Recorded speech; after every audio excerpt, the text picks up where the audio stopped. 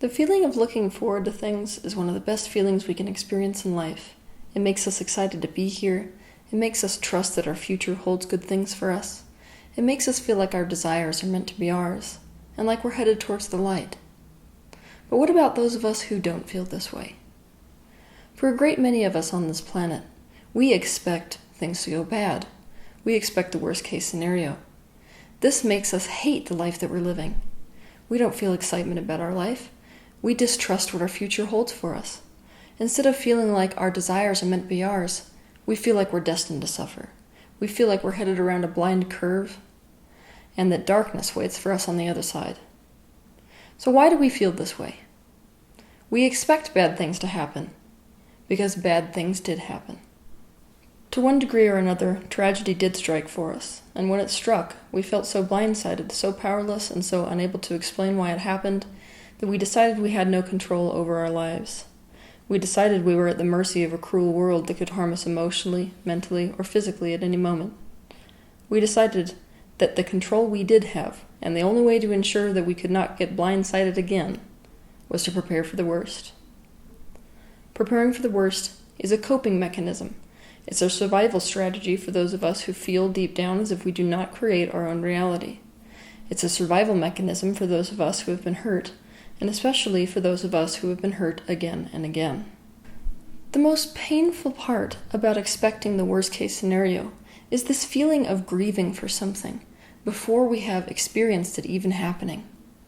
We feel that crushing weight of loss for people before we've even lost them. They're not dead, but we feel like they are dead already. We experience the feeling of disappointment before we've even been let down. When most of us expect the worst-case scenario, we feel love as missing someone. We miss someone before they're even gone. We think that's the same thing as loving them. By the time most of us graduated out of babyhood and into childhood, we had forgotten that we had selected this particular life in our family of origin because of the way that it would facilitate our soul progression. We also forgot that we create our own reality by virtue of what we pay attention to. Because of this, we don't recognize the vibrational preconditions which create tragedy in our lives. That's why we feel ultimately like we've been blindsided by something. For example, let's say that we've forgotten that we chose into this life that we're living with this mother who cannot love us like we need to be loved. Let's say that we experienced losing the love of this parent and being ostracized by them and turning into the black sheep of the family. The deep levels of grief that we felt as a result, but tried to suppress in order to survive within the family, is a strong vibrational point of attraction. So we are a match to tragedy, without even knowing it. We are a match to tragedy because we are not letting ourselves grieve the loss of the connection we had with the person who is supposed to love us the very most. We are trying to deny it and trying to ignore the feeling, trying to feel differently, doing anything we can to escape that feeling. And by doing this, we are resisting and suppressing that feeling. We are stuck in the feeling, and the feeling is stuck within us, and so it intensifies. Then we experience the manifestation of a tragedy.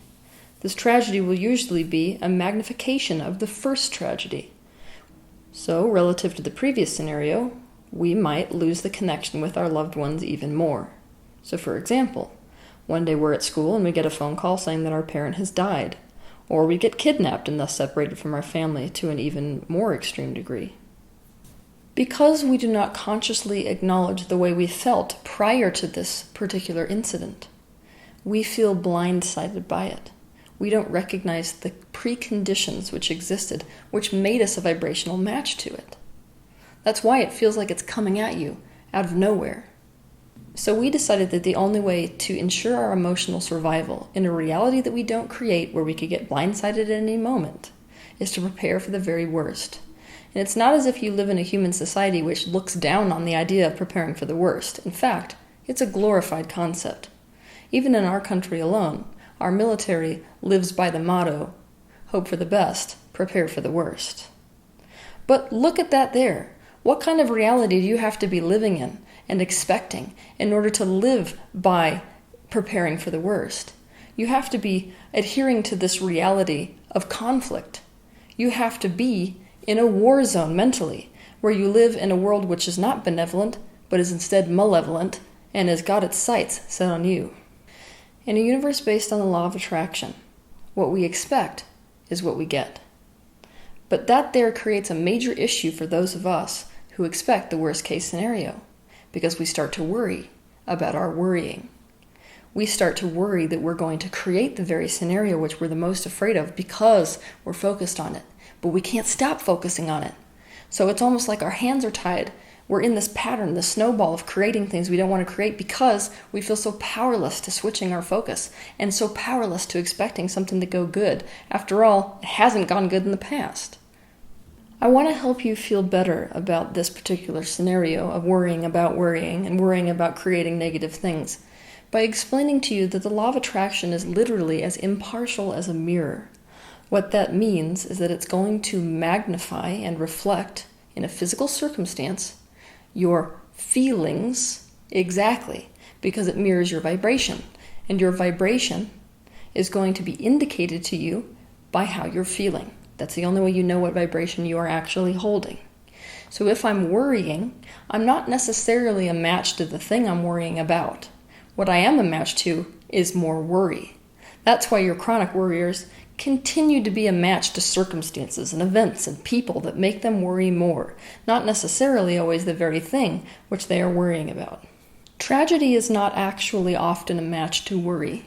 Usually what tragedy is a match to is much lower vibrations, like grief and like loss. So now I want you to suspend this idea of the universe for a minute. Just drop it to the side. Pretend that you don't know that you create reality, and you don't even think that you create reality. Let's take a look at worry for a minute, and I'm going to share some statistics with you, which might actually improve your attitude about focusing on the worst case scenario, which might make you feel a little bit better and like you don't have to worry maybe so much. 40% of what we worry about never happens. So in essence, we're completely wasting our time worrying about it. 30% of what we worry about has already happened. And you can't change the past, no one can. So in essence, we are wasting our time worrying about it. 22% are what we could call needless or petty worries, unrelated to catastrophe, such as the worry about what somebody else thinks about us, or we worry about being late to an appointment, or we worry about what we're going to make for dinner, or we worry about what to wear. 8% of what we worry about actually happens. Now here's the fun part. Of this 8%, 4% of our worries that happen are beyond our control. We can't change the outcome no matter what we do, no matter how much we plan. These worries include things like illness, death of a loved one, impending natural disaster. And I can tell you personally that oftentimes the reality of these events are more bearable than the worry itself. But this means that 4% of what we worry about, we have some, if not complete control over the results. And it's the consequence of our action or inaction that creates the problems and challenges we face relative to this worry. Things like, I worried about getting injured in a car wreck, but I didn't buckle my seatbelt.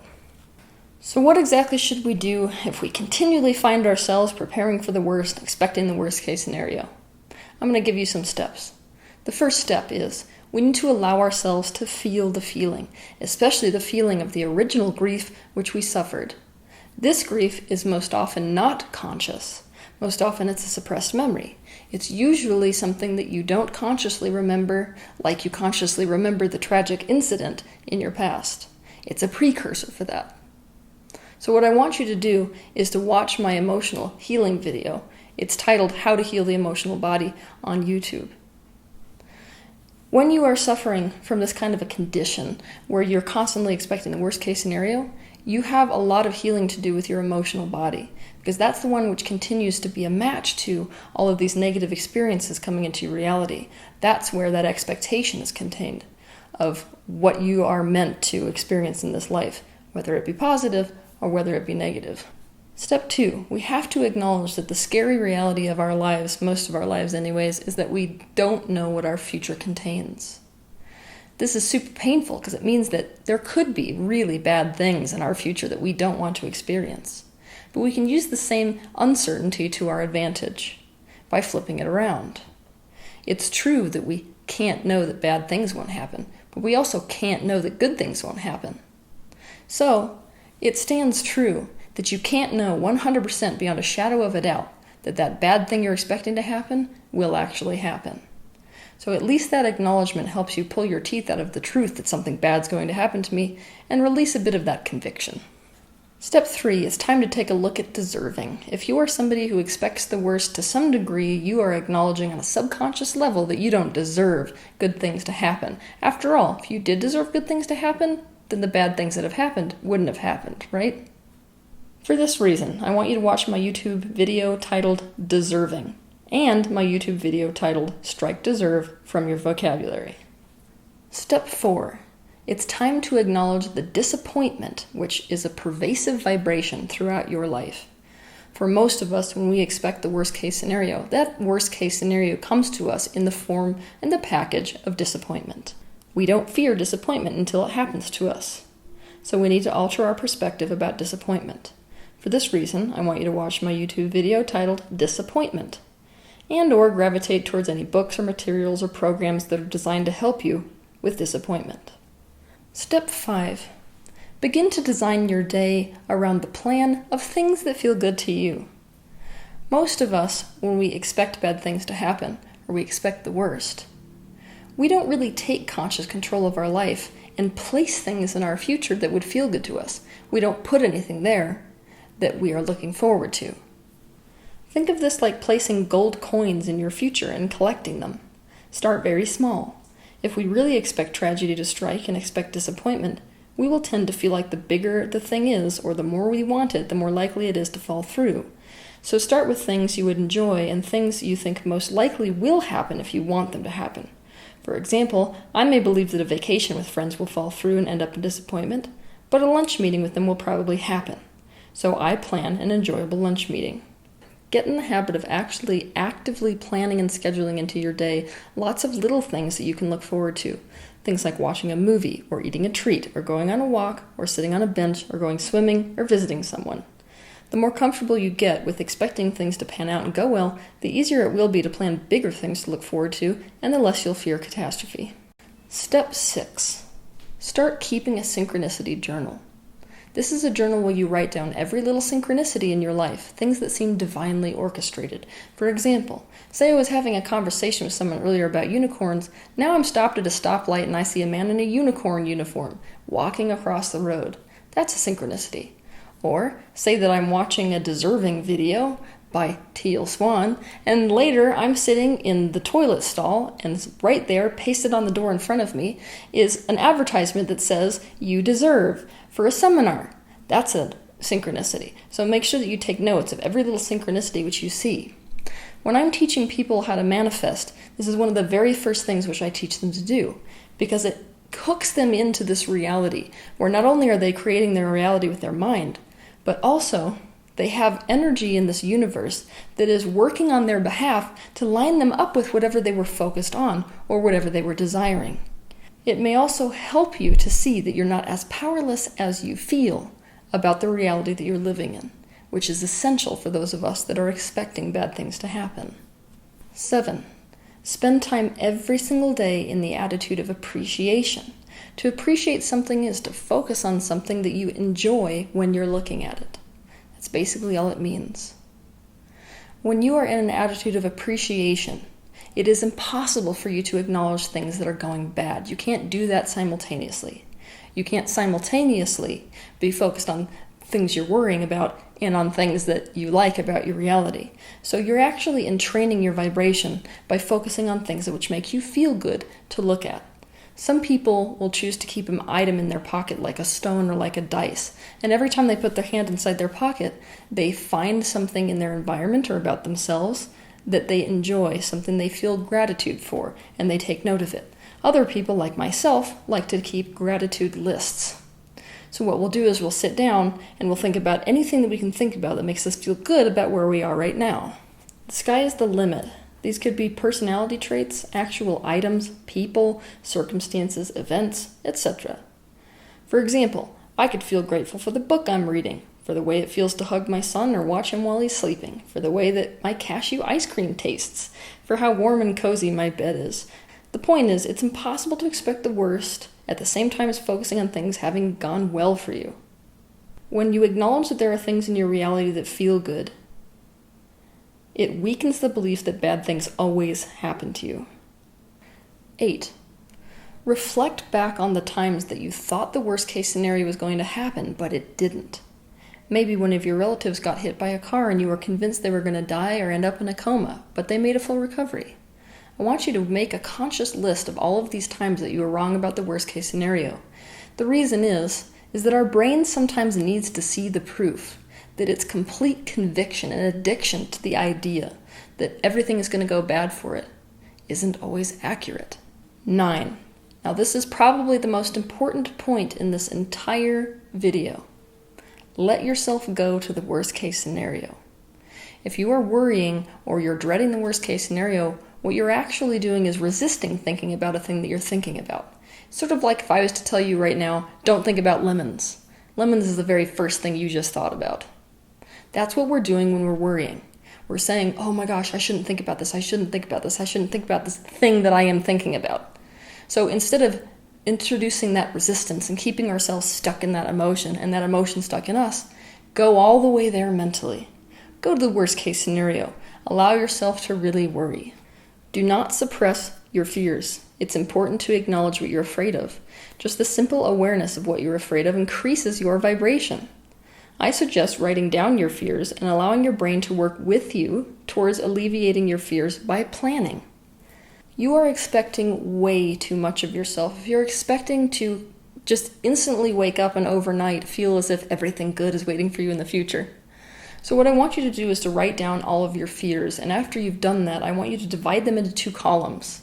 One of these columns is going to be things that I can actually do something about. The other is going to be fears I can't do anything about.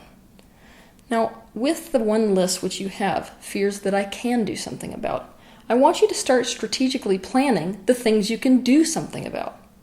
For example, if I write down failure on my career project, I might set out concrete steps I can take today to succeed at that job, like complete my project by June 1st, pick up supplies at Staples, hire a consultant, start today on the first draft.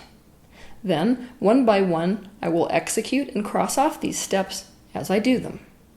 For this place that you're in your life right here and now, the more control you feel over your destiny and over your reality and over what you experience, the less you will worry. For the items in the cannot control list, practice the art of letting go. If you cannot do anything at all about something, worrying about it only hurts you in the here and now and does nothing to prevent anything. It may not be enough to stop you from worrying about it altogether, but it's easier to stop worrying about something once your brain sees that no matter how much it thinks about it, no amount of strategizing is going to work. This brings at least some form of acceptance. Some of you who understand the law of attraction might assume that this previous tip that I've just given you is essentially focusing all of your issue on what you don't want to create and thus creating the problem. But that just means you don't understand worriers much. See, worriers tend to focus on the problem incessantly and resist the fact that they're focusing on the problem incessantly and not actually take any steps to feel any better. And so, by helping people to directly focus on their fears and to strategize, what we're actually allowing them to do is to release resistance to the particular thing which they're fearing. By facing those worries and by thinking of ways that we can prepare for those worries, sometimes that's enough to make it so people aren't worrying about it at all, and if they're not worrying about it at all, they're not a match to worry, and they're not creating the thing that they're worried about.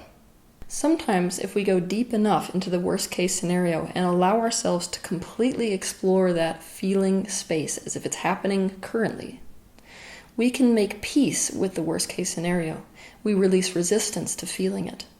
And if we're allowing ourselves to feel something, what happens is we no longer resist that particular thing happening. So we don't worry about it, and we're no longer a match to it occurring at all. Step 10. Begin to think positively about whatever it is that you're worrying about. I know you're probably listening to this and thinking how incredibly obnoxious, like positive focus is going to do anything for me and my worry issue. I know exactly where you're coming from. But hang with me for a minute. I'm not asking you to lie to yourself. I'm asking you to deliberately look for ways to feel better about the specific thing you're worrying about. Things that actually make you feel better. Manifestation experts, spiritual teachers, psychologists, and even scientists agree that the thing that you center your attention on shapes the way that you experience your life. If you focus your attention on all the painful things that might happen in your future, you are not only calling more of that into your life, you are subconsciously self-sabotaging. Your fears will hold you back. They will harm or end relationships unnecessarily. Your low sense of self-worth will prevent you from getting what you want. You may miss opportunities entirely because you're fixated on the painful possibilities of what could come. Start to acknowledge things which actually make you feel better about whatever it is that you're worrying about. For example, let's say that I'm really afraid that my son is going to get into a car wreck. I might intentionally acknowledge that car seats are made very well these days.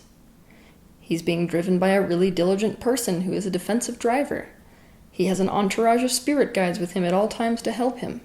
Cars are built impact resistant. They are designed for collision. My son is no exception to the law of attraction. He creates his own reality, and since he is a very trusting, playful kid who doesn't worry much, he's probably not a vibrational match to a car wreck. He's so excited to go on this trip that even though it is a risk, letting him follow his bliss is worth the risk, etc. I want to stress that you should not lie to yourself while doing this exercise. Too many people try to focus on things and affirmations that they think should make them feel better, but that don't. You only want to focus on things that genuinely make you feel better about whatever it is that you're worried about. As much as it may not seem like it, you did not come into this reality to suffer. You do not deserve to suffer. And this universe, which you are indivisible from, loves you as itself. And also, just because you experienced something negative and something tragic in your past does not guarantee that it will happen in your future. Have a good week.